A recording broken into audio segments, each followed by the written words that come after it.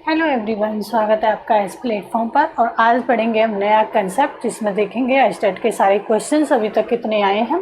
Atom and molecule एक ऐसा chapter है, जब कंसेप्ट आपका क्लियर हो जाता है तो किसी भी क्वेश्चन को ना बहुत ईजिली आप बना देते हो। इसमें से ना कुछ कंसेप्ट होते हैं जैसे डाल्टन थ्योरी वगैरह का, वो थोड़े से आपको ना ऐसे बिल्कुल सिंपल क्वेश्चन नहीं दिए जाते, थोड़ा सा कंसेप्ट को घुमा के दिया जाता है। जब तक आपका फिर कंसेप्ट क्लियर नहीं होता तो उन क्वेश्चन को आप इजिली नहीं बना सकते।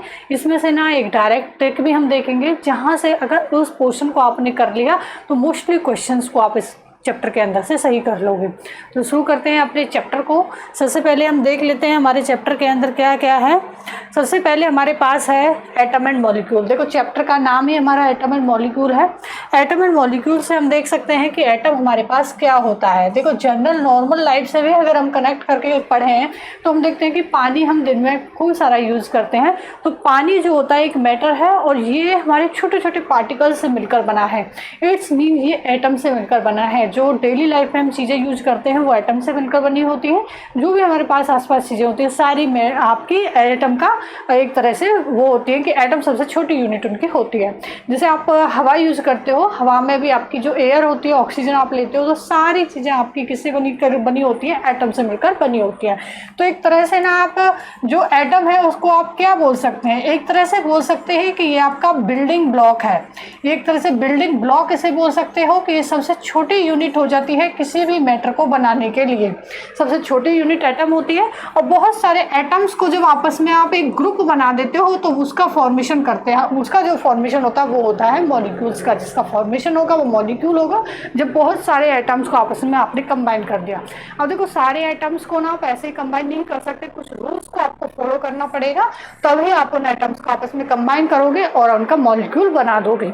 उसके बाद हम देखेंगे कि एटम हमारा दिखता कैसा है, इसकी स्ट्रक्चर कैसी होती है, सबसे छोटी जो यूनिट है, सबसे छोटा जो पार्टिकल है वो किस तरह का होता है। उसके बाद आ जाती है हमारी डाल्टन एटॉमिक थ्योरी, जिसने सबसे पहले एटम के बारे में कुछ चीज़ें बताई थी। तो ये खास इंपॉर्टेंट हो जाते हैं क्योंकि इन्होंने सबसे पहले एटम की शुरुआत की थी। उसके बाद देखेंगे मॉलिक्यूल, एटोमिस्ट्री, आयन एंड फॉर्मूलेज जब तक हम नहीं बनाएंगे तब तक हम मूल कंसेप्ट का क्वेश्चन नहीं कर पाएंगे। और मूल कंसेप्ट जो हमारा है इंपॉर्टेंट, मोस्ट इंपॉर्टेंट है, क्योंकि इसमें से आपके ना बहुत सारे न्यूमेरिकल्स एज इट इज उठा के आपके पेपर के अंदर दे दिए जाते हैं। तो आपको फॉर्मूले जब आएंगे तभी आपका मूल कंसेप्ट जो वो क्लियर होगा। अभी देखते हैं स्टेप बाय स्टेप आपकी सारी चीज़ों को, इसमें क्या क्या दे रखी है। सबसे पहले हमारे आ जाते हैं 5 लॉज। हमारे 5 लॉज क्या होते हैं किसी भी एटम से मॉलिक्यूल बनाने के लिए। देखो सबसे पहले आपका जो लॉ होता है वो होता है law of conservation of mass. First law हम पढ़ेंगे law of conservation of mass. इसमें से ना बाय नेम हम देख सकते हैं लॉ है, कोई नियम है क्या बनाने का, कंजर्व करने का ऑफ मास। मास मीन्स आपका जो मास है उसको कंजर्व रखना है आपको, मीन्स आपको संरक्षित एक तरह से रखना है। तो आपका क्या लॉजिक हो जाता है, आपका क्या लॉ हो जाता है कि आपको ना मास को सेव करके रखना है। मीन आप मास को क्रिएट भी नहीं कर सकते और उसे डिस्ट्रॉय भी नहीं कर सकते। जैसे आपका ना वाटर मॉलिक्यूल है, वाटर ही है एक तरह से, तो वाटर के अंदर आप हाइड्रोजन और ऑक्सीजन को जब कंबाइन कर रहे हो तो इट्स मीन जब आपने हाइड्रोजन और ऑक्सीजन को पहले कंबाइन किया उसका मास, और जब आपका वाटर बन चुका उसका मास, दोनों का मास कैसा होगा, इक्वल होना चाहिए। इसे डिटेल में देखेंगे अभी। उसके बाद आपका आ जाता है law of constant proportion. Constant proportion से आप क्या समझते हो? कांस्टेंट मीन्स कोई चीज़ आपकी फिक्स है और प्रोपोर्शन मतलब आप उस रेशियो में किस रेशियो में उसे मिला रहे हैं, कितना अमाउंट उसे मिला रहे हैं। फिक्स उसका मास है। जैसे आपने ना 2H2O, आपने 2H2 प्लस O2 से आपने ऑक्सीजन का वाटर का फॉर्मेशन अगर किया है तो वाटर का जो मास हो, इसमें हाइड्रोजन और ऑक्सीजन का जो मास होगा ना वो कुछ फिक्स रेशियो में होगा। जैसे 2H2, इसमें आपका जो हाइड्रोजन है, हाइड्रोजन का जो मास लोगे ना आप तो किस में लोगे आप, 2H मीन्स आपका 2 हो जाएगा और जो ऑक्सीजन है उसका आपका 16 हो जाएगा। इसे जब सिंप्लीफाई करोगे तो ये आपका 1:8 आ जाएगा। इट्स मीन जब आप वाटर का फॉर्मेशन करोगे तो हमेशा आपका जो मास है ना वो फिक्स रहेगा, कांस्टेंट किसी प्रोपोर्शन में रहेगा, 1:8 के प्रोपोर्शन में। मीन्स हाइड्रोजन हमेशा, हाइड्रोजन का मास 1 होगा तो ऑक्सीजन का हमेशा 8 होगा। इस रेशियो में जब मिलाओगे तभी आपका वाटर का फॉर्मेशन होगा। ये आपका होता है लॉ ऑफ कांस्टेंट प्रोपोर्शन। उसके बाद देख सकते हैं लॉ ऑफ मल्टीपल प्रोपोर्शन। देखो मल्टीपल का मतलब ही एक से ज़्यादा होता है। मल्टीपल का मतलब है जो आपको चीज़ें मिलानी है, प्रोपोर्शन करना है, वो एक से ज़्यादा का करना है। ये इसमें से ना डायरेक्ट क्वेश्चन आते हैं, आपको दे दिया जाएगा CO एंड CO2। इसमें CO जो है ना, CO एक एलिमेंट है और वो ऑक्सीजन के साथ आपका कोई भी मॉलिक्यूल जब बना रहा है तो एक तो वो सिंगल एटम के साथ बना रहा है, एक आपके ऑक्सीजन के 2 एटम्स के साथ बना रहा है। तो इनका रेशियो क्या होगा? देखो CO के अंदर इसमें ऑक्सीजन का जो रेशियो है 12 कार्बन का होगा और ऑक्सीजन का आपका कितना है 16। इसमें कार्बन का तो 12 ही होगा और जो ऑक्सीजन है उसका आपका कितना हो जाएगा 32। अब इसमें ना आप ऑक्सीजन वाले को सिंप्लीफाई करोगे तो ये आपका हो जाएगा 1:2। इट्स मीन आपके पास जो ऑक्सीजन का रेशियो है 1:2 है, कोई होल नंबर है। अब होल नंबर आपके पास क्या होते हैं? होल नंबर जैसे आपका 0, 1, 2 ये आपके होल नंबर हो जाते हैं। इसका मतलब आपका फ्रैक्शन में नहीं होगा, पॉइंट्स में नहीं होगा, ये सारी वैल्यूज नहीं होंगी, किसी होल नंबर में रेशियो आपका होता है जब मल्टीपल के साथ आप करते हो। एक ही एलिमेंट को 2 या उससे ज़्यादा के साथ जब रिएक्ट कराते हो आप, तो उन दोनों का जो रेशियो निकल के आता है ना, वो एक होल नंबर निकल के आता है। उसके बाद देखते हैं इसमें डायरेक्ट क्वेश्चन आता है DSSB में भी, इसमें से पहले भी इसमें एस्टेट में भी DSSB में बहुत सारे क्वेश्चन आए हैं कि आपको एग्जांपल दे दिया जाएगा CO एंड CO2, 2 एग्जांपल दे दिए, तो इसमें आप बताओ किसका कौन सा लॉ फॉलो हो रहा है। तो आप इसमें आराम से बता सकते हो law of multiple proportion follow हो रहा है, क्योंकि इसमें मल्टीपल जो चीज़ें हैं वो यूज करी जा रही हैं। लॉ ऑफ ऐसे ही आपको दे दिया जाएगा कि लॉ ऑफ कांस्टेंट प्रोपोर्शन किस में फॉलो हो रहा है, तो कांस्टेंट बाय मास हम देख सकते हैं कि हाइड्रोजन ऑक्सीजन के केस में कांस्टेंट मास का लॉ हमारा फॉलो हो रहा है। उसके बाद देखेंगे law of reciprocal proportion. Reciprocal का मतलब होता है जैसे आपके ना A B के साथ कंबाइन हो रहा है और B C के साथ, जब आप A और C को कंबाइन करोगे ना तो ये भी किसी, इसका जो रेशियो होगा ये भी किसी होल नंबर में आएगा। ये आपका बोलता है लॉ ऑफ रेसिप्रोकल प्रोपोर्शन। एक के बाद तीसरी जो चीज़ है, तो फर्स्ट और तीसरी का जब आप रेशियो लोगे तो वो भी कोई होल नंबर आएगा। गेल-लेशॉक लॉ क्या बोलता है? ये सिर्फ ना गैसेस के लिए आपका एप्लीकेबल होता है और इसमें वॉल्यूम जो होती है वो कांस्टेंट होती है, और ये बात करता है जब आप टेम्परेचर को बढ़ाते हो, temperature is directly proportional to pressure. या आप प्रेशर कुकर में इसका एग्जाम्पल देख सकते हैं। प्रेशर कुकर में जो वॉल्यूम होती है ना वो फिक्स होती है, और जैसे जैसे आप टेम्परेचर बढ़ाते हो प्रेशर उसका इंक्रीज करता जाता है। इस तरह से होता है। इसमें देखो जैसे आपका वाटर का फॉर्मेशन होता है 2H2 + O2 से, तो ये आपका बन जाता है 2H2O। तो इसमें जो हाइड्रोजन है यहाँ पे कितना मोल आपने लिया है 2 मोल, ऑक्सीजन का कितना मोल लिया आपने 1 मोल, और यहाँ पे वाटर मॉलिक्यूल कितना बना है 2 मोल। तो ये भी किसी होल नंबर के रेशियो में ही आपका फॉर्मेशन होता है। ये मोस्टली आपका गैसेस के केस में एप्लीकेबल होता है। तो ये आपका होता है गेल-लेशॉक लॉ। इसमें से कोई भी क्वेश्चन आपका आ जाता है कंसेप्ट में से तो वो आपका गलत नहीं होगा। अभी देखो इसमें डिटेल में देखते हैं हम law of conservation of mass. Law of conservation of mass हमारा क्या कहता है? मास can neither be created not destroy in chemical reaction. कोई भी केमिकल रिएक्शन है, जैसे आपको मान लो 2H2 + O2 से वाटर का ही फॉर्मेशन करना है, तो इन्हें हम क्या बोलते हैं? रिएक्टेंट्स बोलते हैं, जो रिएक्ट करते हैं। इन्हें हम प्रोडक्ट बोलते हैं, जो आप फाइनली बनता है। अभी देखो रिएक्टेंट का जो आपका मास होगा वो कितना होगा? हाइड्रोजन का 4 ग्राम, ऑक्सीजन का 32 और टोटल 36। जब इन दोनों को ऐड करोगे ना तो आपका 36 ग्राम ही आ जाएगा, और इसका भी आपका 36 ग्राम आएगा। इट्स मीन आपका रिएक्टेंट और प्रोडक्ट का जो मास है वो सेम है। इसका मतलब है आपका ये law of conservation of mass को फॉलो कर रहा है। उसके बाद देखो लॉ ऑफ कांस्टेंट प्रोपोर्शन। जैसे आपने ना ये यहाँ पे किसका लिया, हाइड्रोजन और ऑक्सीजन का केस लिया, तो बाई मास ये कितना रेशियो आ रहा था? 1:8। अभी 18 ग्राम आप H2O का लोगे, H2O लोगे तो 2 ग्राम आपका हाइड्रोजन लगेगा, 16 ग्राम आपके ऑक्सीजन लगेगी। इसके लिए ना एक सिंपल सा फॉर्मूला है जिसे आप याद रख सकते हो। जैसे वाटर के केस में आपका हो जाता है, अगर मास ऑफ हाइड्रोजन अपॉन में मास ऑफ ऑक्सीजन, ये रेशियो कितना है आपका? 1:8। इसे आप नोट कर सकते हैं। अगर इसमें ना आपको बोल दिया जाए ये मास ऑफ हाइड्रोजन है, ये मास ऑफ ऑक्सीजन है, आपको बोल दिया जाए आपको ना हाइड्रोजन 2 ग्राम लेनी है। अगर 2 ग्राम लेनी है तो आपको ऑक्सीजन बतानी है कि कितनी लगेगी। अब हमें पता नहीं तो हम उसे x कंसीडर कर लेंगे कि हमारी x लगेगी। अब इसे आप क्रॉस मल्टीप्लाई कर सकते हैं, तो x की वैल्यू जो होगी वो 16 ग्राम आ जाएगी। इट्स मीन आपको जब आपने 2 ग्राम हाइड्रोजन लिया है तो 16 ग्राम आपकी क्या लगेगी? ऑक्सीजन लगेगी। ऐसे ऑक्सीजन दे देता है तो आप पूछ सकता है कि हाइड्रोजन कितनी लगेगी। तो सीधा सा फॉर्मूला है, सिंपल से फॉर्मूले को यूज करके आप इस तरह के क्वेश्चन को कर सकते हैं। अभी देखो इसके बाद हमारे पास आ जाती है डाल्टन्स एटॉमिक थ्योरी। डॉल्टन जो थे उन्होंने सबसे पहले एटम के बारे में कुछ चीज़ें बताई थी, लेकिन बाद में चल के उनके जो कंसेप्ट थे ना वो थोड़े से मिसमैच होने लगे थे कि दूसरे जो साइंटिस्ट आए उन्होंने अलग अलग नई नई चीज़ें बताई और वो चीज़ें सही थी, बट स्टार्टिंग इन्होंने की थी। तो इनके पोस्टुलेट पढ़ने इंपॉर्टेंट है और ये एग्जाम में भी आपके आते हैं। तो ऐसे ना एक करने के लिए एक ट्रिक है, ट्रिक के साथ चलोगे। इसके ना पोस्टुलेट को बाद में डिलीट तो नहीं बोल सकते, बट हम याद करने के लिए बोलेंगे एक तरह से डिलीट हो गए थे, मीन्स सारे पोस्टुलेट इनके मोस्टली गलत हो गए थे, नई नई चीज़ें जब डिस्कवर हुई, बट फर्स्ट टाइम इन्होंने बताया था। तो इनके जो पोस्टुलेट थे हम देखेंगे कि उन्हें बाद में एक तरह से डिलीट कर दिया गया। तो उनके जो पोस्टुलेट्स है, डिलीट की जो स्पेलिंग होती है 6 लेटर से होती है, और ये 6 हमारे पोस्टुलेट इन्होंने दिए थे डिलीट से, ठीक है। फर्स्ट जो पोस्टुलेट इन्होंने दिया था, फर्स्ट अल्फाबेट हमारा जो होता है ए, उससे दिया था, फर्स्ट पोस्टुलेट ए से दिया था। और ए से इन्होंने क्या दिया था, एटम के बारे में बताया था। क्या बताया था कि ऑल मैटर्स एटम से बनती हैं। याद रखोगे ए से कि ऑल जो मैटर्स हैं, जितनी भी दुनिया की मैटर्स हैं, पानी हो गया आपका, एयर हो गया आपके आसपास, जितनी भी खाने पीने की चीज़ कुछ भी हो गया, वो सारी मैटर्स जो होती हैं ना वो एटम से मिलकर बनती है। सबसे छोटी जो यूनिट होती है वो एटम होती है। इनका फर्स्ट पोस्टुलेट था।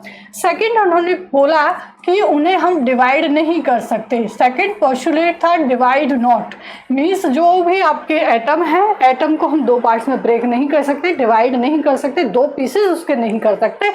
इट्स मीन इन्होंने बोला, इससे याद रखोगे कि 2 पीसेज उसके नहीं हो सकते। एटम आर इंडिविजुअल, वो उसे तोड़ा नहीं जा सकता, उसके अंदर कुछ नहीं होता। Can not be created not destroyed, ठीक है। उसे ना बनाया जा सकता है ना उसे खराब किया जा सकता है। देखो इससे यहाँ से हम कौन सा लॉ देख सकते हैं, law of constant, law of conservation of mass. कौन सा लॉ हम यहाँ फॉलो कर रहे हैं, law of conservation of mass. यही हमने देखा कि यह कंजर्वेशन ऑफ मास में भी हमारा क्या होता है कि मास को हम बना नहीं सकते ना डिस्ट्रॉय कर सकते हैं। तो कंजर्वेशन ऑफ मास, ये वाला जो रूल था इन्होंने फॉलो किया था, ये वाला लॉ इन्होंने सेकंड पॉइंट में लगाया था। इंपॉर्टेंट है, यहाँ से क्वेश्चंस बनते हैं। उसके बाद देखेंगे थर्ड में इन्होंने कैसे याद रखोगे, O3 से। O3 का मतलब है ये 3 एटम से मिलकर बना है आपका O3। कोई आपकी जो ऑक्सीजन एलिमेंट है अगर वो O3 के फॉर्म में है तो वो 3 ऑक्सीजन के एटम से मिलकर बनी है। O3 से 3 याद रखोगे।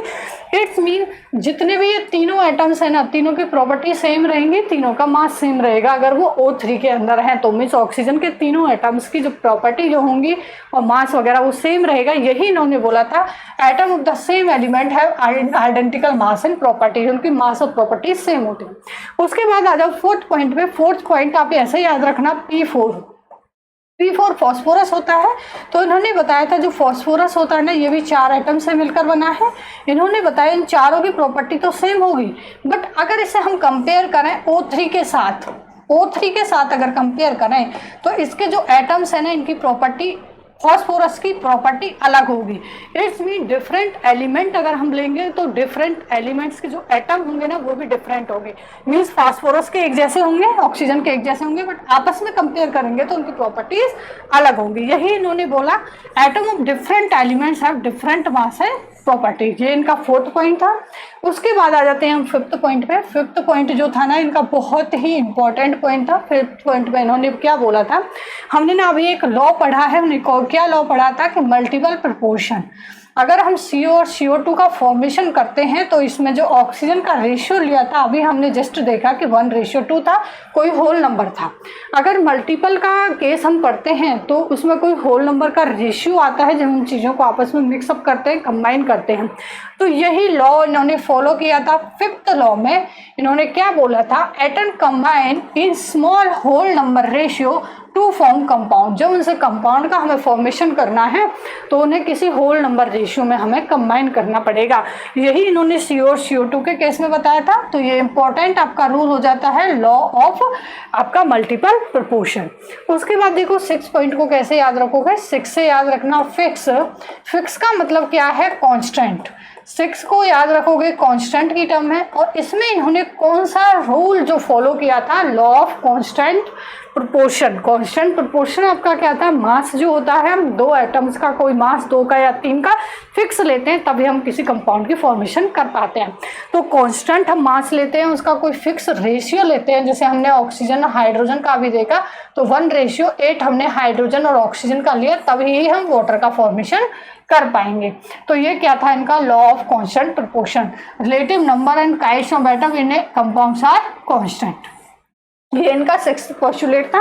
इस तरह से आपके जो 6 पॉइंट्स हो जाते हैं ना, मोस्ट इंपॉर्टेंट हो जाते हैं, इससे आपका कंसेप्ट बिल्कुल क्लियर होता है। एग्जामिनर कैसे भी आपको कोई भी पॉइंट देके इसमें से क्वेश्चन पूछे ना, तो आपको कोई भी क्वेश्चन गलत नहीं होता। 6 पोस्टुलेट हो जाते हैं। कौन कौन से उन्होंने यूज किया था, एक तो लॉ यूज किया था कंजर्वेशन ऑफ मास, दूसरा उन्होंने यूज किया था कांस्टेंट प्रोपोर्शन, तीसरा पूछा था उन्होंने मल्टीपल प्रोपोर्शन। इनमें से डायरेक्ट क्वेश्चन आते हैं, एग्जाम्पल दे दिए जाते हैं कि कौन से लॉज इसमें फॉलो आपके हो रहे हैं।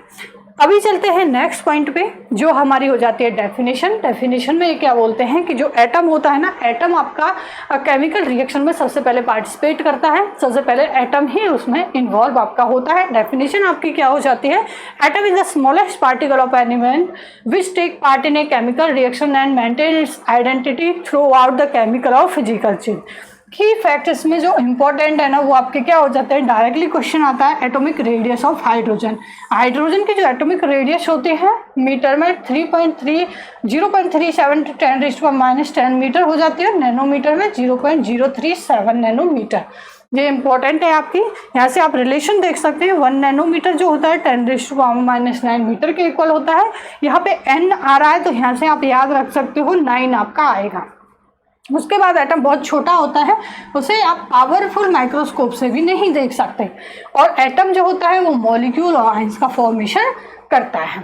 एटम आपका कुछ इस तरह से होता है, जैसे आपका बीच में जो होगा वो आपका पॉजिटिव पोर्शन होता है, चारों तरफ जो कुछ फिक्स आपके ऑर्बिट्स होते हैं उनमें आपके इलेक्ट्रॉन्स रिवॉल्व करते हैं। जिसे और डिटेल में देखेंगे, अभी हम इसका स्ट्रक्चर देख सकते हैं कि इसका स्ट्रक्चर हमारा कैसे होता है। बीच में प्रोटॉन्स होते हैं और चारों तरफ कुछ फिक्स ऑर्बिट्स में इलेक्ट्रॉन्स आपके रिवॉल्व करते हैं।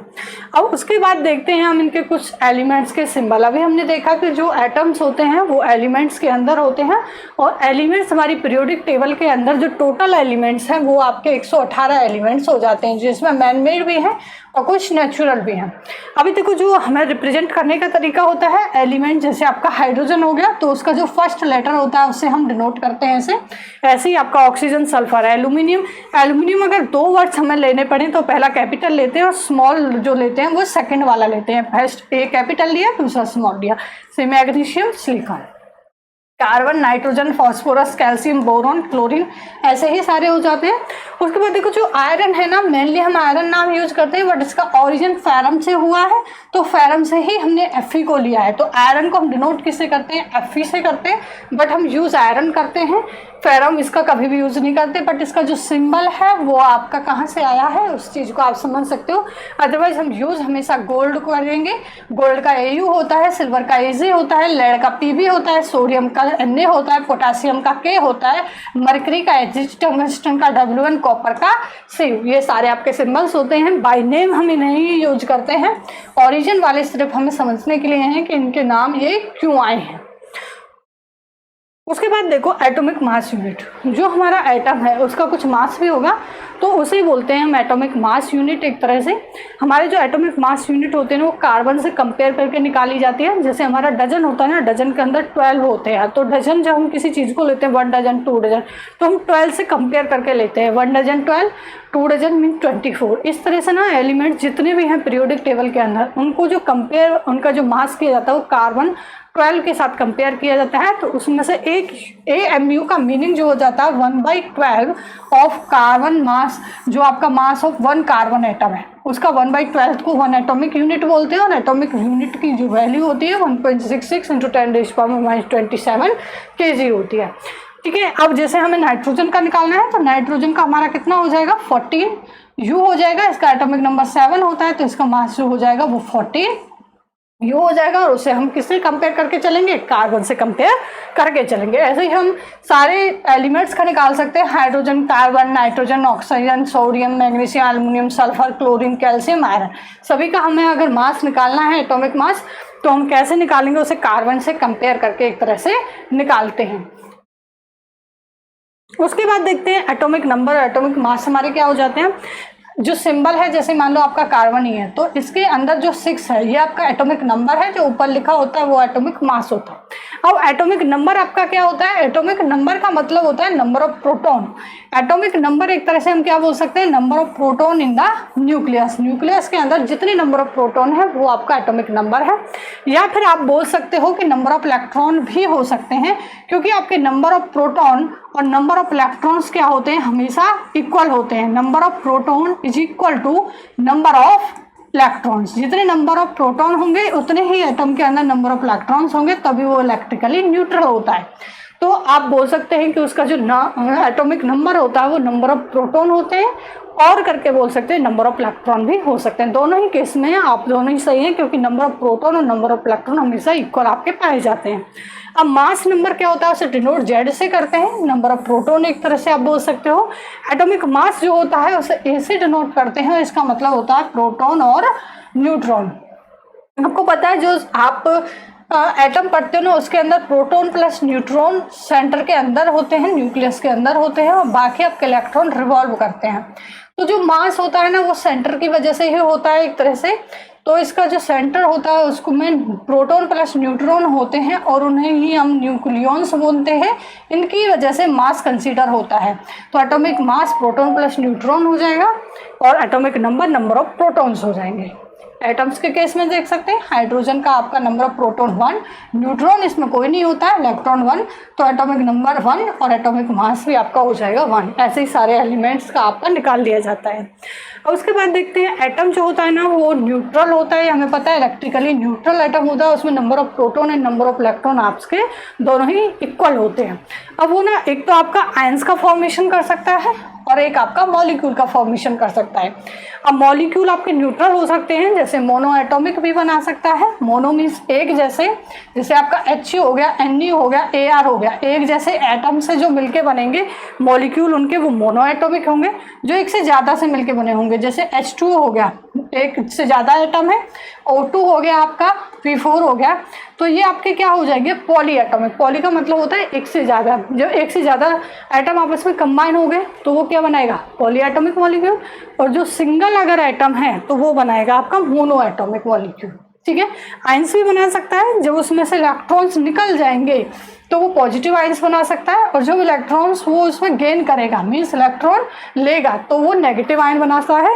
इसने ऐसे याद रख सकते हो, जैसे किसी के पास पैसा ज़्यादा है तो वो डोनेट करता है, जो अपना काम चलाएगा, बाकी का जो पैसा होगा वो या तो बैंक में जमा करेगा या किसी को दे देगा किसी की हेल्प के लिए। तो वो एक तरह से डोनर होता है, वो पॉजिटिव होता है, वो क्या बनाता है, कैटायन बनाता है। और किसी के पास अगर पैसा कम है तो वो क्या करेगा, अपना काम चलाने के लिए किसी से पैसे लेगा या फिर आपका बैंक से एक तरह से ऋण लेगा। मीन्स वो क्या बनाता है, एनाइन बनाता है, उसके ऊपर नेगेटिव चार्ज आ जाता है, एक तरह से कर्ज उसके पास आ जाता है, वो दूसरों से चीज़ें ले रहा है तो वो हो जाता है आपका एनाइन। मीन्स ऋण से याद रखोगे कि ऋणात्मक होता है, एनाइन होता है। अब उसके बाद हम देखते हैं जो आयंस होते हैं हमारे, कैटायन, एनाइन और पॉली एटॉमिक, तीनों ही तरह के हो सकते हैं। कैटायन मीन्स प्लस हो सकते हैं, एनाइन मीन्स उसमें नेगेटिव चार्ज हो सकता है, पॉली एटॉमिक भी वो हो सकते हैं। ये इंपॉर्टेंट है आपकी ये टेबल आपको आयंस का अगर चार्ज पता होगा तो आप किसी भी फॉर्मूले को आराम से बना सकते हैं। जैसे आपके पास आयन है सोडियम एक इलेक्ट्रॉन देता है तो +1 चार्ज आता है इस पर। पोटेशियम पे +1, कैल्शियम पे +2, मैग्नीशियम पे +2, एल्यूमिनियम पे +3, NH4 पे +1। ये चार्जेस होते हैं। क्लोरीन जो होता है ना, एक इलेक्ट्रॉन एक्सेप्ट करके स्टेबल होता है तो इस पर -1। ओ जो ऑक्सीजन है 2 इलेक्ट्रॉन लेके स्टेबल होता है तो इस पर 2 नेगेटिव। और आपका सल्फाइड पे 2 नेगेटिव, OH पे -1, NO3 पे -1, और सल्फेट पे हमेशा -2 आता है, और आपका कार्बोनेट पे -2 आता है। ये आयंस पे चार्जेस आपको अच्छे से लर्न होने चाहिए, तभी आप फॉर्मूले इससे फॉर्म कर सकते हो। अभी हमें पता चल गया ये मोनो एटॉमिक हो गए, और जिसमें एक से ज़्यादा एटम्स हैं वो पॉली एटॉमिक आयंस आपके हो जाते हैं। अब उसके बाद देखेंगे मॉलिक्यूल्स। जैसे होमो एटॉमिक मॉलिक्यूल्स आपके कैसे होंगे, जो एक जैसे एटम से मिलकर बनेंगे, जैसे O2 N2, ये आपके होमो एटॉमिक हो जाएंगे। और हेटेरो एटॉमिक क्या होंगे, जो एक से ज़्यादा एटम से मिलकर बने होंगे, तो वो आपके हो जाएंगे हेटेरो एटॉमिक मॉलिक्यूल्स। ठीक है, मॉलिक्यूल्स और आयंस हमने देख लिया। आयंस का मतलब इलेक्ट्रॉन देने के बाद या इलेक्ट्रॉन लेने के बाद जो चीज़ें बना रहा है, और मॉलिक्यूल्स आपके क्या हो जाएंगे, जो ग्रुपिंग के साथ बना रहा है, एक जैसे के साथ बना रहा है तो होमो हो जाएंगे, और एक से ज़्यादा तरह के एटम्स आपस में कंबाइन हो रहे हैं तो हेटेरो एटॉमिक मॉलिक्यूल का फॉर्मेशन करेगा। अब उसके बाद देखेंगे हम कंपाउंड, जैसे आपका क्या हो जाता है, वाटर कंपाउंड है। देखो इसमें थोड़ा सा आप डिफरेंस देखेंगे कि कंपाउंड और मॉलिक्यूल में क्या अंतर होता है। जैसे कंपाउंड होता है ना, वाटर भी आपका एक कंपाउंड है, ये हाइड्रोजन और ऑक्सीजन से मिलकर बना है, इसमें कंबाइनिंग जो एलिमेंट है हाइड्रोजन और ऑक्सीजन है। बट ये भी आपके पास जो कंपाउंड है ना, कंपाउंड के अंदर भी एक मॉलिक्यूल होगा, एक तरह से जैसे वाटर का मॉलिक्यूल H2O है, ऐसे ही जो मॉलिक्यूल होता है ना वो कंपाउंड के अंदर भी होता है। मॉलिक्यूल जो होता है वो एटम का भी होता है, जैसे अभी हमने देखा होमो एटॉमिक जो आपका मॉलिक्यूल था, मीन्स आपके जो एटम्स होते हैं ना उनके भी मॉलिक्यूल्स होते हैं और कंपाउंड के भी आपके पास मॉलिक्यूल्स होते हैं, तो इन दोनों में डिफरेंस करके चलेंगे। उसके बाद जो अमोनिया है, अमोनिया आपके पास एक तरह से NH3 इसका फॉर्मूला है, इसमें नाइट्रोजन यूज हो रही है और हाइड्रोजन के आपके पास 3 एटम्स यूज हो रहे हैं। इस तरह से फॉर्मूलेज को हम देख सकते हैं कि इसमें जो कंबाइनिंग एलिमेंट्स हैं वो कौन कौन से हैं। उसके बाद आ सकती है एटोमिस्ट्री। एटोमिस्ट्री का मतलब होता है कितने एटम्स आपस में ऐड होकर वो एक तरह से स्टेबल फॉर्म बना रहे हैं। जो ऑक्सीजन होती है ना, या तो O2 की फॉर्म में मिलती है या O3 की फॉर्म में मिलती है, सिंगल नहीं मिलती। इट्स मीन जब स्टेबल होती है, जब किसी के साथ कंबाइन हो जाती है। स्टेबिलिटी गेन करने के लिए कितने एटम के साथ ही कंबाइन होते हैं वो इनकी एटोमिस्ट्री हो जाती है। इंपॉर्टेंट पॉइंट है। जैसे आपके पास ना ये नोबल गैसेज होते हैं, ये किसी के साथ कंबाइन होना नहीं चाहती, तो इनकी एटोमिसिटी क्या होती है, 1 होती है, सिंगल रहना चाहती है। ये किसी को ना इलेक्ट्रॉन देना पसंद करती है ना लेना पसंद करती है। इनकी जो कॉन्फ़िगरेशन है ऑक्टेट इनका कंप्लीट होता है, किसी के साथ कंबाइन होना नहीं चाहती, तो ये सिंगल होती है। O2, H2, N2, Cl2 इनकी एटोमिस्ट्री अगर हम देखें, नाइट्रोजन की कितनी है 2, सभी की कितनी है 2 है। O3 में ऑक्सीजन की कितनी है 3, 3 एटम्स के साथ कंबाइन हो रहा है। फॉस्फोरस में कितनी है 4 और सल्फर में कितनी है 8। तो यहाँ से क्वेश्चन भी आपका स्टेट में आया है कि जो एटोमिस्ट्री फॉस्फोरस की है वो कितनी है 4। तो ये सारे ही इंपॉर्टेंट आपके पास हो जाते हैं। एटोमिस्ट्री क्या होती है आपकी, एक तरह से एटम, जितने एटम्स उसमें आपके नंबर ऑफ एटम्स कंबाइन हो रखे हैं वही एटोमिस्ट्री आपकी हो जाती है। उसके बाद देखते हैं केमिकल फार्मूला। केमिकल फार्मूला हम कैसे बनाते हैं। केमिकल फार्मूला बनाने के लिए देखो सबसे पहले जैसे आपको मैग्नीशियम क्लोराइड का केमिकल फार्मूला बनाना है, तो आपको मैग्नीशियम और क्लोराइड दोनों का पहले सिंबल पता हो। जैसे मैग्नीशियम का Mg और क्लोरीन का आपको पता हो, क्लोराइड के लिए आपको क्लोरीन का पता हो Ci। अब इसमें सबसे पहले तो ये देखते हैं कि जो मेटल्स होते हैं उन्हें पहले लिखते हैं, नॉन मेटल्स को हम पीछे लिखते हैं। इसमें मेटल मैग्नीशियम है, नॉन मेटल क्लोरीन है, तो उसे पीछे लिखेंगे। अब इसकी वैलेंसी लिखते हैं, मैग्नीशियम की वैलेंसी 2 है, इसके नीचे लिखेंगे। क्लोरीन की वैलेंसी 1 है, उसे भी इसके नीचे लिखेंगे। अभी क्रॉस इनका हम कर देते हैं, तो Mg के साथ 1 आएगा और क्लोरीन के साथ 2 आएगा, तो इसका जो फॉर्मूला हो जाएगा वो MgCl2 हो जाएगा। ये तो हमारा सिंपल है। अगर हमें एक से ज़्यादा आइटम्स दे रखे हैं, जैसे हमारे पास मैग्नीशियम हाइड्रोक्साइड अगर दे रखा है तो हम ब्रैकेट भी यूज कर सकते हैं।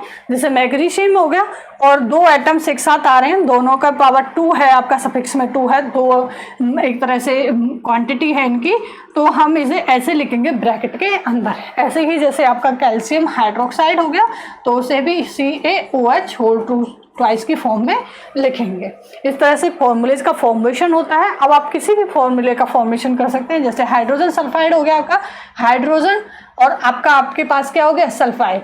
अब देखो दोनों की वैलेंसी कितनी है, हाइड्रोजन की 1 होती है, सल्फाइड की 2 होती है, तो आप इसे क्रॉस करोगे तो H के साथ आपका क्या जाएगा, H के साथ तो 2 जाएगा और H के साथ 1 जाएगा, तो इसका जो फॉर्मूला फॉर्म होगा वो H2S आपका बनेगा। ऐसे आप सभी के फॉर्मूले बना सकते हैं, उनकी वैलेंसी उनके नीचे करिए, क्रॉस उसके करिए, तो ये आपका बाइंडरी कंपाउंड एक तरह से बन सकते हैं। बाइंडरी मीन्स 2 होता है। और उसके बाद आ जाते हैं आपको कंपाउंड पॉलीएटॉमिक आयंस। पॉलीएटॉमिक के कैसे बनाएंगे, जैसे सोडियम कार्बोनेट हो गया। अब सोडियम कार्बोनेट आपका सोडियम है और कार्बोनेट का आपका फॉर्मूला CO3 है।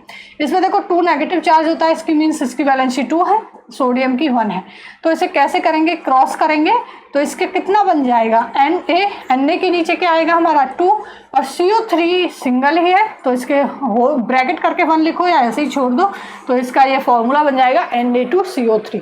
इस तरह से हम सारे जितने भी कंपाउंड हमें दे रखे हैं, कैटायन एनायन दे रखे हैं, उनसे हम फॉर्मूला है उनसे ड्राइव कर सकते हैं। अब उसके बाद देखो मॉलिक्यूलर मास। मॉलिक्यूलर मास का मतलब ही होता है उस मॉलिक्यूल का मास। जैसे एटॉमिक मास था सिर्फ एटम का मास, वैसे ही मॉलिक्यूलर मास होता है पूरे मॉलिक्यूल का मास। जैसे H2O है, H2O का मास हम कैसे निकालेंगे टोटल। इसमें देखो दो एटम्स है हमारे हाइड्रोजन के, और एक हाइड्रोजन का जो मास होता है वो 1 होता है, प्लस में ऑक्सीजन का एक एटम है और एक का होता है 16। तो इनको ऐड करेंगे तो इसका जो मास हो जाएगा वो हमारा 18U हो जाएगा मॉलिक्यूलर मास। ऐसे ही हम CO2, NH3, CH4, HCl, H2SO4 सभी का molecular mass easily find out कर सकते हैं। अभी देखो इसके बाद आ जाता है हमारा मोल कंसेप्ट का। आपका जो कंसेप्ट है ना मोल, वो सबसे इंपॉर्टेंट है, क्योंकि इसी में से आपके फॉर्मूलेज का जितने भी फॉर्मूलेज या फिर आपके न्यूमेरिकल्स आते हैं इसी कंसेप्ट पे आते हैं। इसको ना बहुत इजी तरीके से समझते हैं कि मोल का मतलब क्या होता है। ये सबसे ज़्यादा कन्फ्यूजिंग होता है। जैसे मार्केट वगैरह में भी जाते हैं तो हम ना, जैसे हमें 5 kg सामान चाहिए, 4 kg चाहिए, तो हम ऐसे ही बोलते हैं 4 kg चाहिए, 4.5 kg चाहिए। हम ऐसे नहीं बोलते कि हमको 4000 ग्राम सामान चाहिए, ऐसे नहीं बोलते हैं। तो हम क्या चाहते हैं, कंसेप्ट को जितना हो सके ना उसे ईजी करना चाहते हैं, ईजिली चीज़ों को ड्राइव करना चाहते हैं। तो उसी तरह केमिस्ट्री के अंदर भी हम इतने सारे पार्टिकल नाम लेके हम बोलते हैं कि उसको जितना हो सके ना कम में हम कंसीडर कर सकें। तो 1 मोल का एक तरह से मतलब होता है मॉलिक्यूलर मास जितना होता है ना किसी भी आपके एलिमेंट का, वही आपका 1 मोल होता है। जैसे हम बात करें अभी हाइड्रोजन के केस में, तो हाइड्रोजन का जो मास होता है हमारा वो कितना होता है, 1 एटॉमिक यूनिट होता है, इतना ही होता है उसका, ये मॉलिक्यूलर मास है उसका। अब अगर ये मॉलिक्यूलर मास है, इसका मतलब होता है हाइड्रोजन का एक सिंगल एटम, इसका मतलब होता है सिंगल एटम। और अगर हम बात करनी है, सिंगल एटम पे बात नहीं करनी, हमें इसके मोलर मास पे या मोल पे बात करनी है, पूरा 1 ग्राम पे बात करनी है, तो हम कैसे बात करते हैं कि हाइड्रोजन का अगर हमें मिलेगा 1 ग्राम।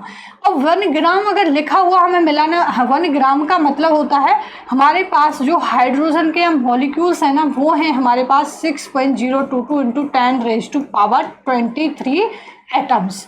ये एक तरह से हम बोल सकते हैं कि अब 1 ग्राम के अंदर ना आपके पास 1 एटम नहीं है, 6.022 × 10⁻23 एटम्स है। मीन्स अगर हम 1 ग्राम की बात करें तो इतने सारे एटम्स की बात करें, 1U की बात करें तो सिंगल एटम की बात करें। अभी ऐसे ही हम देख लेते हैं, अगर हमें बात करनी है एक कार्बन के एक सिंगल एटम की, तो कार्बन का एटॉमिक नंबर 6 होता है, इसका मास होता है 12। तो इसका जो मास होगा मॉलिक्यूलर मास वो 12 यूनिट होगा। इट्स मीन हम कार्बन के एक एटम की, सिंगल एटम की बात कर रहे हैं। अगर हम एक सिंगल एटम की बात करें, अगर वहीं पे हम बोलते हैं कि 12G लिखा हुआ है, 12G का मतलब है 1 मोल। इसका जो मोलर मास है ना एक तरह से हम बोल सकते हैं वो 1 मोल है। और 1 मोल में आपके कितने आ जाते हैं, 6.022 × 10⁻23 एटम्स ऑफ कार्बन। यहाँ से आप समझ सकते हैं कि आपके ग्राम मीन्स उसका जो मोलर मास है, एक तरह से उसका जो एक तरह से मॉलिक्यूलर मास है उसे हम 1 मोल में कंसीडर करते हैं। 1 मोल में कितने नंबर ऑफ एटम्स आपके होते हैं, ये डिफरेंस होता है आपका मोल, 1 मोल और आपके एक एटॉमिक मास यूनिट में। यहाँ से आप समझ सकते हैं। अब देखो 1 मोल का मतलब क्या है, एक तरह से 1 मोल का मतलब आप समझ सकते हैं, 1 मोल का मतलब हो जाता है एक तरह से आपका उसका मॉलिक्यूलर मास। मॉलिक्यूलर मास ही बोल सकते हैं आप, किसी भी एलिमेंट का जो मॉलिक्यूलर मास होगा 1 मोल होगा और उसके अंदर कितने नंबर ऑफ पार्टिकल्स या एटम्स होंगे। अभी देखो सिंगल एलिमेंट की बात करें तो एटम्स होंगे, मॉलिक्यूल की बात कर रहे हैं तो इतने नंबर ऑफ मॉलिक्यूल्स होंगे, और आयंस की बात करें तो इतने नंबर ऑफ आयंस होंगे। जिसकी भी केस में हम बात करें एटम में तो एटम, अभी हम मॉलिक्यूल की बात करते हैं, अगर हम H2O की बात करते हैं तो नंबर ऑफ मॉलिक्यूल्स हो जाते हैं। जैसे H2O के अंदर इसका अगर मॉलिक्यूलर मास निकालें तो आपका कितना होता है 18U। इट्स मीन H2O का एक मॉलिक्यूल। यहाँ हम एटम की बात नहीं करेंगे क्योंकि यहाँ कई सारे एटम है तो ये मॉलिक्यूल का फॉर्मेशन कर रहे हैं।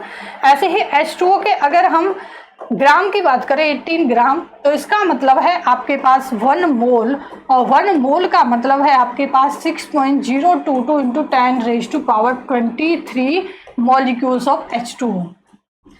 और अगर आयंस के केस में बात करें तो इतने नंबर ऑफ आपके आयंस हो जाएंगे। ये डिफरेंस आपको पता होना चाहिए, तभी आप न्यूमेरिकल्स को बहुत अच्छे से सॉल्व कर पाओगे। उसके बाद देख लेते हैं एवोगाड्रो नंबर। एवोगाड्रो नंबर आपका क्या हो जाता है 6.022 × 10⁻23। जो नंबर ऑफ मॉलिक्यूल्स हमने देखे थे, नंबर ऑफ एटम्स हमने देखे थे, वही आपके क्या हो जाते हैं एवोगाड्रो नंबर हो जाता है। ठीक है। उसके बाद हम देखते हैं मोलर मास। आपका क्या हो जाता है, एक तरह से आप वो समझ चुके हैं कि H2O का जो मॉलिक्यूलर मास है वो 2U है। और मोलर मास को ही हम क्या बोलते हैं, जो मोलर मास आपका होगा वो आपका क्या हो जाएगा 2 ग्राम आपका एक तरह से हो जाएगा। सारे एटम्स के सारे सब्सटेंस के केसेस में ये सेम चीज़ अप्लाई होगी। उसके बाद आ जाते हैं मोल पे, जहाँ से हमारे मोस्टली क्वेश्चंस बनते हैं। यहाँ से हम डायरेक्ट एक फॉर्मूला भी लर्न कर लेते हैं ना सिंगल, तो भी आप बहुत सारे न्यूमेरिकल्स को यहाँ से कर सकते हो। ये इस चैप्टर का ना एक बोल सकते हैं एक तरह से खास पॉइंट है, जहाँ से आपके मोस्टली क्वेश्चंस आते हैं। इस कंसेप्ट को आपको बहुत अच्छे से समझना है और इसमें कुछ नहीं है, बहुत सिंपल सा है। अगर आपको नंबर ऑफ मोल्स आपको निकालने हैं तो नंबर ऑफ मोल्स निकालने के लिए ना एक सिंगल फॉर्मूला आप याद रखोगे, गिवन मास अपॉन में आपका मॉलिक्यूलर मास, एक तरह से आप बोल सकते हो अपॉन में मॉलिक्यूलर मास। और देखो एक तो आपका होता है गिवन मास जितना आपको दे रखा है, अपॉन में मॉलिक्यूलर मास आप समझ सकते हैं कि उसकी मॉलिक्यूल का टोटल मास क्या होगा। तो ये नंबर ऑफ मोल्स आपके निकल जाते हैं। अब आपको अगर नंबर ऑफ मॉलिक्यूल्स निकालने हैं तो नंबर ऑफ मॉलिक्यूल्स, कितने नंबर ऑफ मॉलिक्यूल्स में प्रेजेंट है, तो हम क्या निकालेंगे, नंबर ऑफ मोल्स इनटू में हो जाएगा आपको एवोगाड्रो नंबर। और एवोगाड्रो नंबर की जो वैल्यू है वो अभी आपने देखी है 6.022 इंटू 10⁻23 होती है, ये वैल्यू होती है। दो ही फॉर्मूले आपको यहाँ से लर्न रखने हैं जिससे आप सारे न्यूमेरिकल्स को बहुत आसानी से कर दोगे।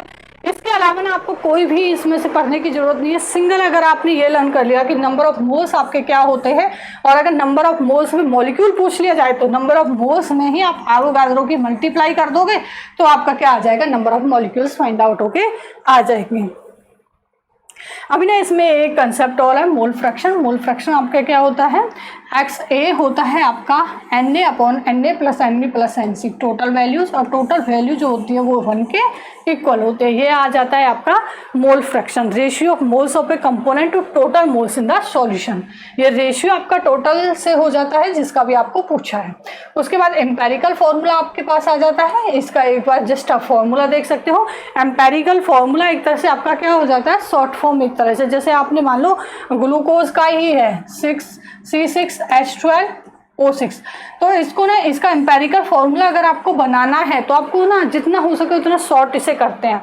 जैसे आप 6 इसमें से कॉमन ले लेंगे तो ये क्या बन जाएगा CH2O, तो इसका जो एम्पेरिकल फॉर्मूला होगा वो CH2O होगा। मीन एक तरह से शॉर्ट फॉर्म, कार्बन के जितने कम से कम मॉलिक्यूल एटम ले सकते हो, हाइड्रोजन के एंड ऑक्सीजन के, तो इसका जो एम्पेरिकल फॉर्मूला होगा वो CH2 होगा। तो इस तरह से आप इसे कंपेयर करके समझ सकते हैं।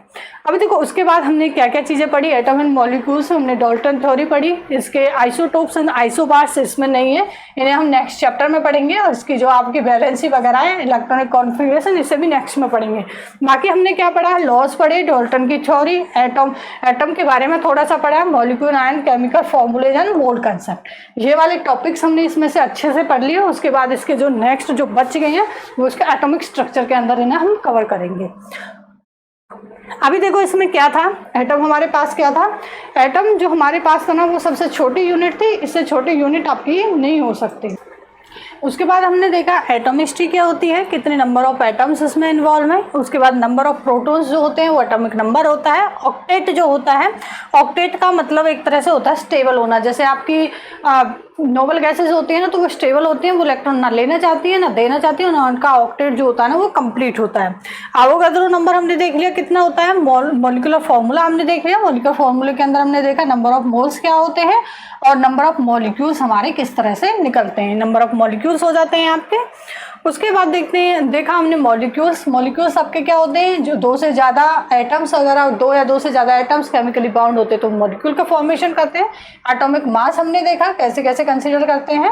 उसके बाद आपका ये वाली चीज़ें आपके इसके अंदर नहीं है। मोलर मास हमने देखा, मोलर मास क्या था आपका, जो एटॉमिक मास और मॉलिक्यूलर मास इन ग्राम में था। और आपने देखा सम ऑफ मोल फ्रैक्शन क्या होता है, टोटल जो होता है 1 होता है। ठीक है, उसके बाद चलते हैं हम अपने क्वेश्चंस की तरफ कि स्टेट में हमारे कौन से क्वेश्चंस आए हैं, उन्हें एक बार जस्ट सॉल्व कर लेते हैं। देखो फर्स्ट क्वेश्चन हमारा 2020 के अंदर ये स्टेट में आया था। क्या क्वेश्चन था? ए compound contain 4% hydrogen, 24% carbon and 71% chlorine, it's molar mass is 99 gram, it's molecular formula. हमें मॉलिक्यूलर फॉर्मूला निकालना है, तो मॉलिक्यूलर फॉर्मूला के लिए हम पहले इंपेरिकल फॉर्मूला निकालते हैं सिंपल वाला, फिर जितने नंबर ऑफ मोल्स हैं उसे हम मल्टीप्लाई करके उसे निकाल लेंगे। देखो इस तरह के जो क्वेश्चंस होते हैं ना, उन्हें सिंपल करने के लिए सबसे बेस्ट तरीका होता है हम 100% में से इन्हें निकाल के चलें, बाद में कंपेयर कर देंगे जितना भी ग्राम हमें दे रखा है, क्योंकि 100% में से निकालने के लिए हमें ये ईजी हो जाता है कि 4% जो हाइड्रोजन दे रखा है ना, तो हम डायरेक्ट हाइड्रोजन को ना 4% नहीं लेके 4% अगर हम 100 में से निकाल रहे हैं तो इसे हम 4 ग्राम लेके चलते हैं, तो हमारे लिए सॉल्व करना इजी हो जाता है। तो इसे क्या करते हैं 100% में से निकालते हैं। और देखो कार्बन हमें कितना दे रखा है 24% दे रखा है, इट्स मीन 100 में से जब इसे निकाल रहे हैं तो हमारा 24 ग्राम हो जाएगा। उसी तरह से जब हमारा क्लोरीन दे रखा है, क्लोरीन का मतलब हमारे 71% दे रखा है, 71% का हमारा जो क्लोरीन का है वो कितना हो जाएगा 71 ग्राम हो जाएगा। ये इतना पता है। अब देखो कोई भी फॉर्मूला बनाने के लिए सबसे पहले जो जितने भी न्यूमेरिकल्स इसमें से आते हैं ना, सारे मोल कंसेप्ट पे आते हैं, नंबर ऑफ मोल्स पे आते हैं। तो सबसे पहले तो आपने नंबर ऑफ मोल्स निकाल लो। इस तरह के न्यूमेरिकल्स जब भी आते हैं नंबर ऑफ मोल्स उसमें आता ही आता है, जितने भी सारे आप न्यूमेरिकल्स करोगे। और नंबर ऑफ मोल्स का जो फॉर्मूला है वो आपने अभी जस्ट देखा है कि आपका क्या होता है, एक तो गिवन मास होता है अपॉन में आपका मॉलिक्यूलर मास होता है। मॉलिक्यूलर मास हम इजीली निकाल सकते हैं। अभी देखो आपके पास जो नंबर ऑफ मोल्स हैं वो आप कैसे निकालोगे? नंबर ऑफ मोल्स जब आपके पास निकल जाएंगे टोटल, या फिर आपको पता चल जाएगा कितने कार्बन के मॉलिक्यूल हैं, कितने हाइड्रोजन के और कितने ऑक्सीजन के। अभी किस तरह से सॉल्व करोगे? जैसे आपके पास ना हाइड्रोजन है, हाइड्रोजन के नंबर ऑफ मोल्स आप कैसे निकालोगे?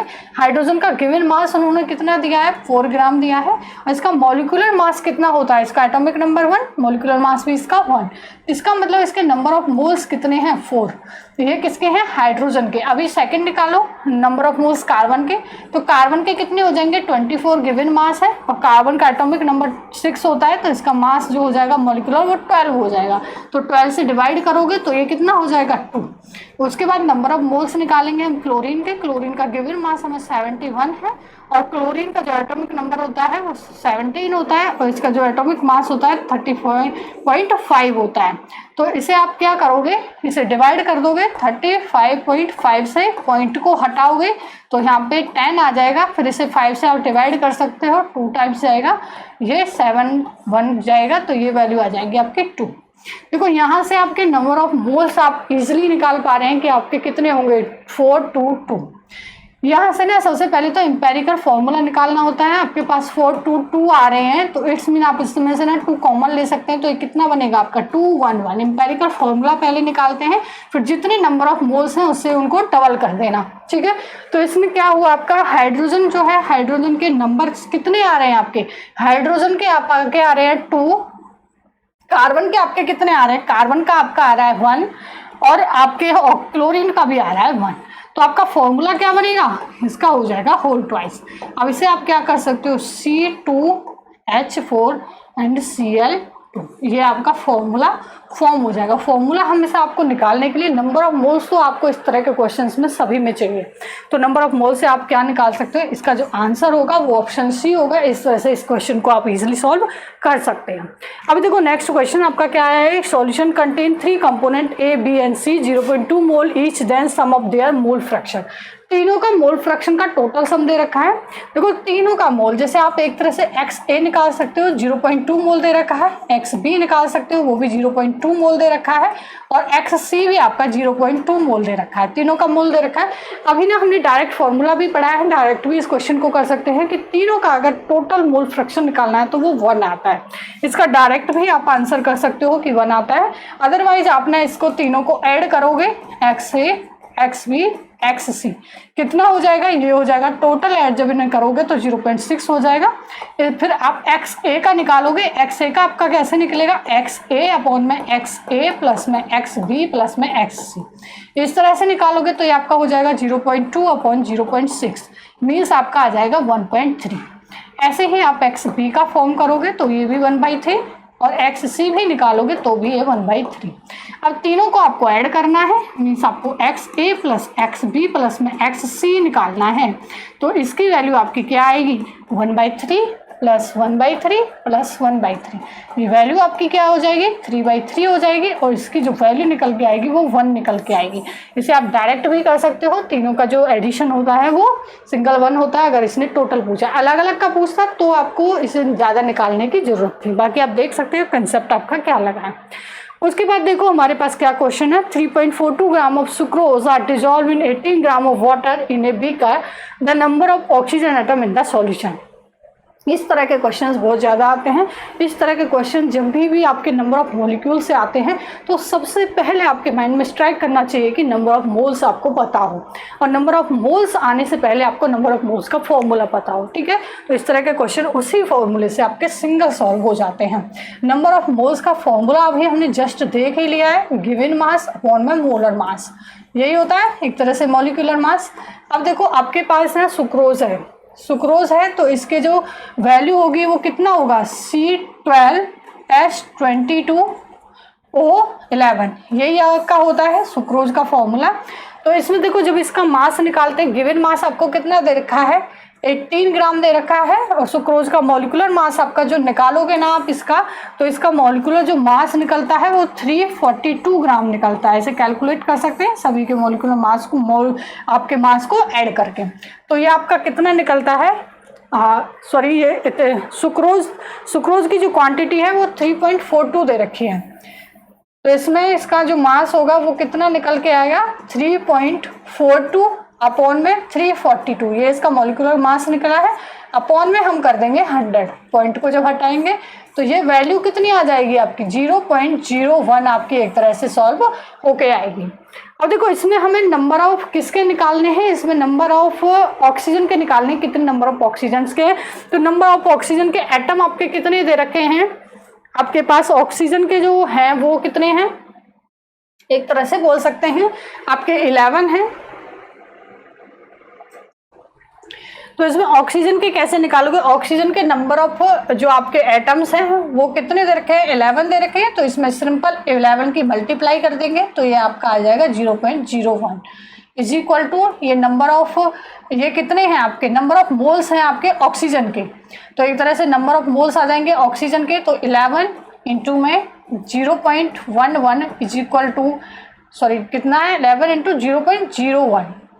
अब इसमें ना आपको अगर नंबर ऑफ मॉलिक्यूल्स चाहिए, नंबर ऑफ मॉलिक्यूल्स के लिए एक सिंगल चीज हमने देखी थी, जो भी नंबर ऑफ मोल्स हैं इनटू में हम एवोगैड्रो नंबर से मल्टीप्लाई करते हैं। मीन्स आपके नंबर ऑफ मोल्स जितने भी निकल के आए हैं, ये कितने निकल के आए हैं, 0.001 इंटू में एवोगैड्रो नंबर। एवोगैड्रो नंबर हमें पता है कितना होता है, 11 इंटू में 0.01 इंटू में आपका हो जाएगा 6.022 इंटू 10⁻23। तो ये जो वैल्यू है जब इसे कैलकुलेट करेंगे तो इसकी जो वैल्यू आ रही है हमारी वो आएगी 6.09 इंटू 10⁻22। जब इसे सॉल्व करेंगे तो ये वैल्यू नंबर ऑफ मॉलिक्यूल्स हमारे निकल के आएंगे। तो ये हमारा हो जाता है ऑप्शन बी के साथ। तो इसका आंसर जो होगा वो बी होगा। उसके बाद देखेंगे next question, atomicity of phosphorus. Phosphorus की एटोमिसिटी अभी हमने देखी थी 4 है, क्योंकि पी जो मिलता है हमें 4 की फॉर्म में मिलता है, तभी ये स्टेबल होता है। उसके बाद देखेंगे next question, Dalton's atomic theory successfully explain. अभी आप इस क्वेश्चन को ना इजिली कर सकते हो। डाल्टन की थ्योरी ने क्या बताया था, सबसे पहले आया है law of conservation of mass. क्या इसने law of conservation of mass बताया था। सेकंड पॉइंट हमने याद करो देखा था कि law of conservation of mass इन्होंने बताया था। ये मीन्स इन्होंने सही बताया। लॉ ऑफ कांस्टेंट प्रोपोर्शन, क्या इन्होंने लॉ ऑफ कांस्टेंट प्रोपोर्शन को एक्सप्लेन किया था। इन्होंने लॉ ऑफ कांस्टेंट प्रोपोर्शन को भी एक्सप्लेन किया था, जो 1:8 अभी जस्ट हमने देखा था। उसके बाद देखो लॉ ऑफ रेडियो एक्टिविटी, क्या इन्होंने इसे एक्सप्लेन किया था। 6 लॉज ही तो इन्होंने दिए थे, 6 पॉइंट ही दिए थे। रेडियो एक्टिविटी कहीं देखा हमने, कहीं भी नहीं देखा। इस मीन्स ये पॉइंट आपका इसमें कंसीडर नहीं होगा। उसके बाद देखते हैं law of multiple proportion. Multiple का मतलब ही हम समझ गए थे कि CO और CO2 जैसे कोई भी कंपाउंड का जब फॉर्मेशन होता है तो हमारा ये मल्टीपल के भी लॉ को फॉलो करता है। एक्स मीन इसका जो आंसर हो जाएगा फर्स्ट, सेकंड एंड फोर्थ।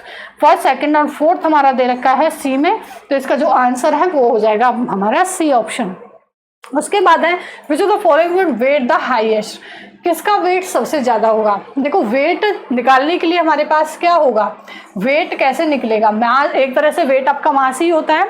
तो इसमें देखो 0.2 मोल ऑफ सुक्रोज दे रखा है, तो इसका वेट एक तरह से कैसे निकालोगे, ये वही फॉर्मूला आप लर्न रखोगे कि क्या था आपका, number of mole is equal to given mass upon में मोलिकुलर मास।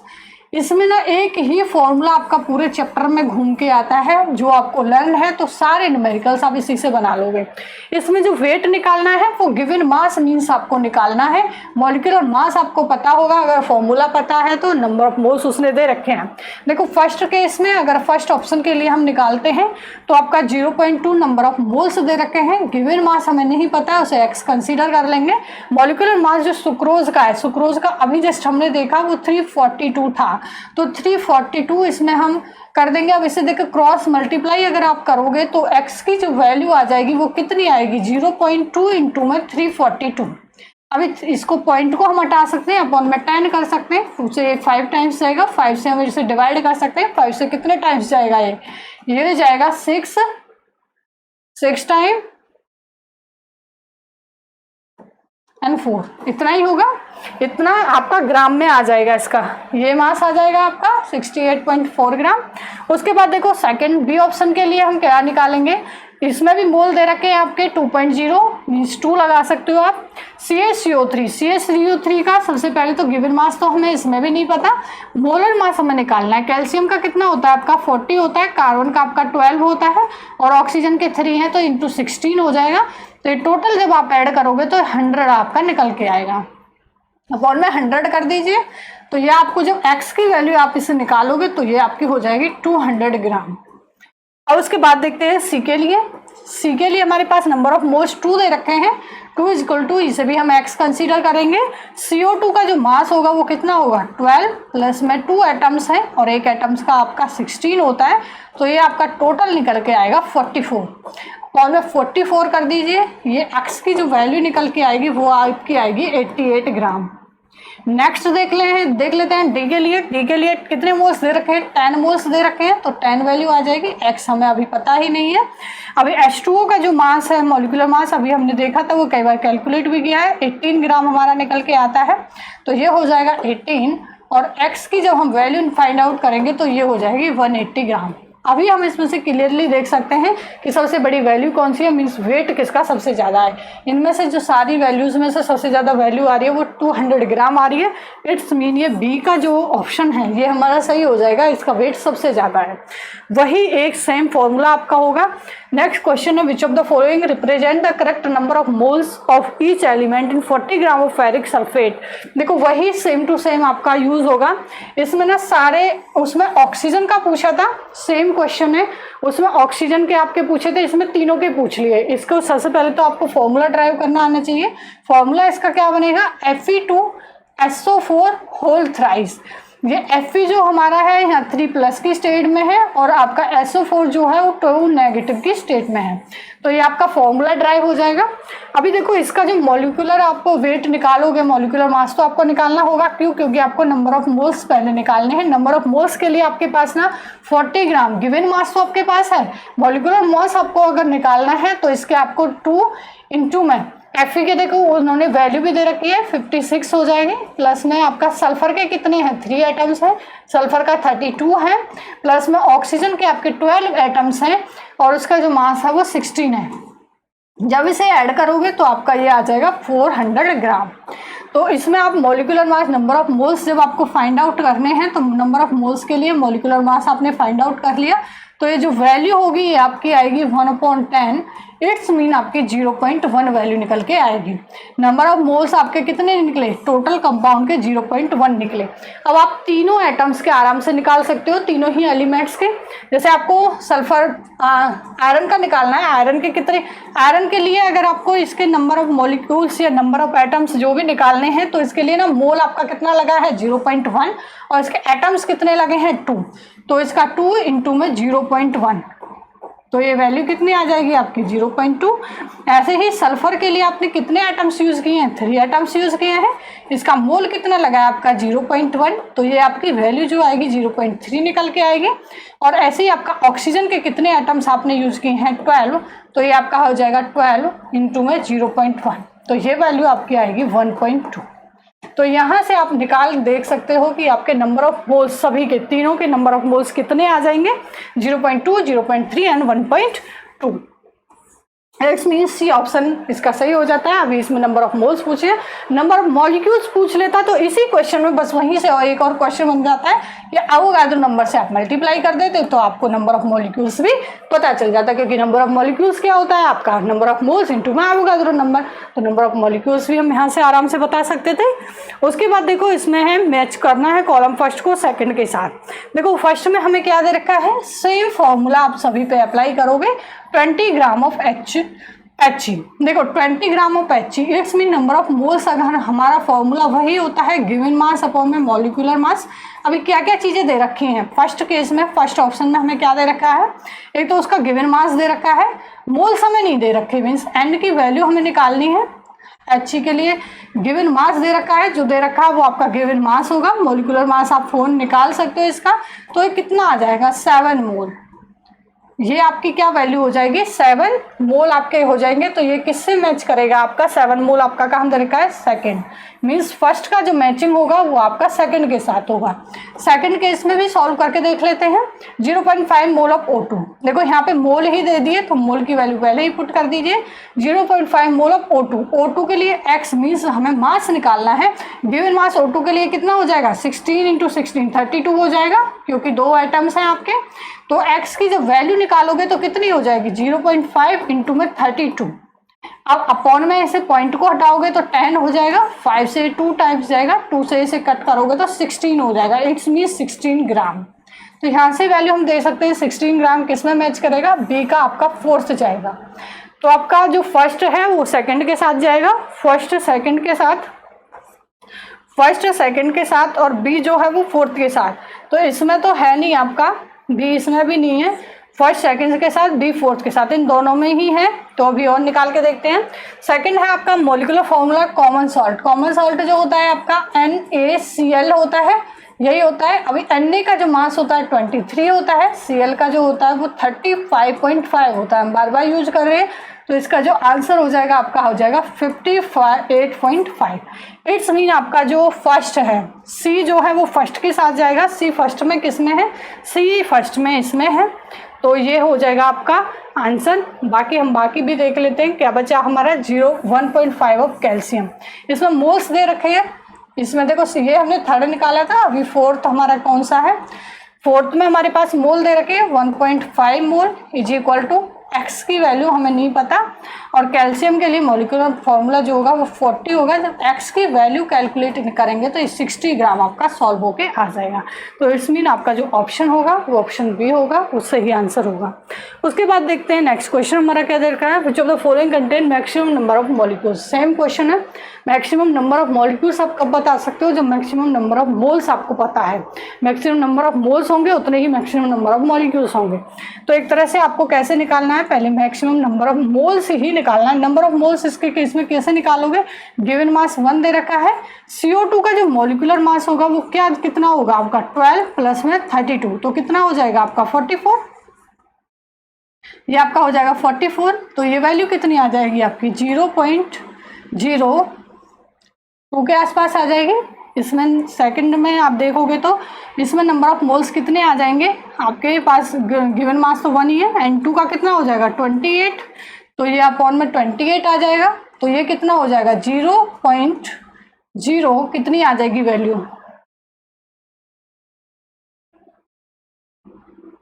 3 के आसपास आएगी, कैलकुलेट कर लेना एक बार।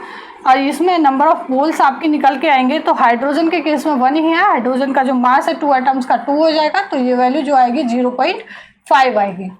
इसके बाद CH4 के लिए अगर हम नंबर ऑफ मोल्स निकालते हैं तो कितना हो जाता है 1 अपॉन में CH4 का कितना हो जाएगा 12 प्लस में 4, इट्स मीन 16 हो जाएगी। तो अपॉन में 16, 1 अपॉन में 16 आपका कितना हो जाएगा 0.06 6 के आसपास हो जाएगी। अब देखो इसमें सबसे ज़्यादा नंबर ऑफ मोल्स किसके हैं। अब नंबर ऑफ मोल्स से नंबर ऑफ मॉलिक्यूल्स कैसे निकलते हैं, इनटू में एवोगाड्रो नंबर मल्टीप्लाई कर देंगे। अब एवोगाड्रो नंबर तो आपका फिक्स है, और जितने ज़्यादा नंबर ऑफ मोल्स होंगे उतने ही ज़्यादा नंबर ऑफ मॉलिक्यूल्स आपके हो जाएंगे। तो सबसे ज़्यादा नंबर ऑफ मोल्स किसमें है, ये सबसे बड़ी वैल्यू है इनमें 0.5 है सिर्फ, ये 0.0 करके हैं सारी, तो ये बहुत छोटी है इससे। तो 0.5 जो वैल्यू है इनटू में एवोगाड्रो नंबर मीन्स आपका कितना हो गया 0.5 इंटू में 6.022 इंटू 10⁻23। ये आपके नंबर ऑफ मॉलिक्यूल्स निकल के आ गए और ये आंसर आपका हो जाएगा सी। उसके बाद देखो नेक्स्ट क्वेश्चन आपका क्या दे रखा है, an ionic compound of element X and chlorine has molecular formula. देखो इसमें एक आपको कंपाउंड दे रखा है MCl3, जिसमें हमें M की वैल्यू नहीं पता, कौन सा एलिमेंट है ये नहीं पता, लेकिन इसका टोटल हमें मास जरूर दे रखा है, उन्होंने मोलिकुलर मास दे रखा है हमें, वो कितना है 118.5। ठीक है, तो सबसे पहले तो हमें एलिमेंट निकालना होगा, क्या एलिमेंट है, फिर उसके ऑक्साइड निकालने होंगे। जो भी एलिमेंट ये होगा मीन्स इसके पहले इस एलिमेंट को निकालना है, फिर ऑक्साइड्स निकालने, फिर उनका मॉलिक्यूलर मास आपको निकालना है। मॉलिक्यूलर मास फिर हम इजीली निकाल सकते हैं इसका। तो इस सबसे पहले हमें क्या सॉल्व करना है, सबसे पहले तो ये एलिमेंट निकालना है। एलिमेंट निकालने के लिए हम इसका मास x मान लेंगे। क्लोरीन का हमें पता है 3 एटम्स हैं और एक का हमारे पास होता है 35.5। अब देखो टोटल इसने दे रखा है 118.5, तो हमारा कैसे सॉल्व करोगे, इसे मल्टीप्लाई कर लोगे, इसमें कितना हो जाएगा, ये हो जाएगा आपका 106 = 118.5। अब देखो यहाँ से x की वैल्यू निकाल सकते हैं हम इजीली, 118.5 माइनस 106.5, तो ये कितना हो जाएगा आपका 12.0 के आसपास निकलेगा। अब देखो 12.0 मॉलिक्यूलर मास किसका होता है, ये हमें पता है कि जो कार्बन है, कार्बन का एटॉमिक नंबर 6 और इसका मॉलिक्यूलर मास आपका क्या हो जाता है 12 हो जाता है, ये वैल्यू आपकी होती है। अब जो मॉलिक्यूलर मास आपका 12 है मीन्स आपने एलिमेंट आपने निकाल लिया कार्बन है। अब कार्बन के आपके ऑक्साइड क्या हो सकते हैं, CO भी हो सकता है और CO2 भी हो सकता है, दोनों ही एलिमेंट आपके ऑक्साइड में हो सकते हैं। हमने देखा है कि दोनों के साथ ही ये कंपाउंड बना लेता है। अब CO में जो मॉलिक्यूलर फॉर्मूला है, मॉलिक्यूलर मास आप निकालोगे ना, इसका मॉलिक्यूलर जब मास निकालोगे तो कितना आएगा 12 प्लस में 16 नेक्स्ट मीन 28। और जब CO2 का मॉलिक्यूलर मास आप निकालोगे तो इसका कितना निकलेगा 12 प्लस में 2 एटम्स हैं ऑक्सीजन के, तो ये 16 इज इक्वल टू आपका कितना हो जाएगा 12 प्लस में 32, तो ये आपका हो जाएगा 44 ग्राम, इतना ही निकलेगा, ये 28 ग्राम। अब देखो इसमें ना आपको क्या दे रखा है मॉलिक्यूलर मास ग्राम में, आपका ग्राम नहीं भी यूज करोगे तो भी कोई वो नहीं है क्योंकि मॉलिक्यूलर मास है ना। तो आपका देखो इसमें सबसे मेन तो आपका क्या है, जो आंसर है ना, आंसर की में जो आंसर दे रखा है वो 72 के साथ दे रखा है कि दोनों ही ऑक्साइड का आपको ऐड करके दिखा रखा है। बट आपको ये नहीं पता कि ऑक्साइड्स इसमें नहीं लिखा था कि दोनों ऑक्साइड्स का बताना है, तो इस वजह से इसमें आप सॉल्व कर सकते हो कि एक ऑक्साइड का 28 है, दोनों का 44 है, तो हो सकता है दोनों को ऐड करके हम दोनों का निकाल सकते हैं 44 प्लस 28, तो टोटल जो मॉलिक्यूलर मास हो जाता है वो 72 आपका हो जाता है। तो इसका जो आंसर था आंसर की में वो भी आपका ऑप्शन नंबर सी दे रखा था। आज के लिए इतना ही, आई होप आपको कंसेप्ट क्लियर हुआ होगा। नेक्स्ट वीडियो में मिलेंगे नए कंसेप्ट और नए क्वेश्चंस के साथ। Thank you.